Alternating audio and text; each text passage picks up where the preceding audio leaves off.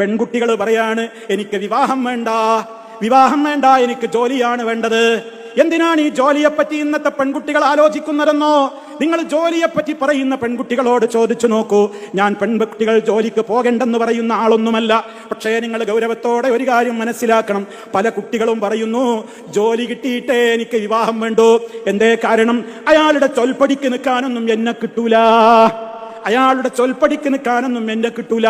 10 രൂപ തരുമോ എന്ന് അയാളുടെ മുമ്പിൽ ഓച്ചാനിച്ച് നിൽക്കേണ്ട ഒരു ജീവിതത്തിനൊന്നും എന്നെ കിട്ടൂല എന്ന നെകളിപ്പിന്റെ വർത്തമാനം പറയുന്ന ന്യൂ ജനറേഷനിലെ പെൺകുട്ടികൾ എവിടേക്കാണ് ഈ പോകുന്നത്? അത്തരത്തിലുള്ള കുരങ്ങന്മാർക്ക് ഏണി വെച്ചു കൊടുക്കുന്ന ചില മോട്ടിവേഷക്കാരുമുണ്ട് നമ്മുടെ സമൂഹത്തിൽ. മോട്ടിവേഷൻ അല്ല, അവർ നൽകുന്നത് വിഷമാണ്. മോട്ടിവേഷന്റെ പേരിൽ മോട്ടിവേഷൻ ക്ലാസുകൾ കൊടുക്കുന്ന ചില ആളുകളുണ്ട്. അവർ വിഷമാണ് കുത്തിവെക്കുന്നത്. പെൺകുട്ടികളോട് പറയണേ, പെൺകുട്ടികളെ, നിങ്ങളൊന്നും ഇനി പണ്ട് കാലത്തൊക്കെ വല്യമ്മക്ക് ഭയങ്കര ഇടങ്ങേറായിരുന്നു, എന്ത് എന്റെ കുട്ടിയൊന്ന് കല്യാണം കഴിച്ച് കണ്ടിട്ട് മരിച്ചാൽ മതിയായിരുന്നു, അങ്ങനെ പറയുന്ന വല്യമ്മമാരോട് പോകാൻ പറയണം.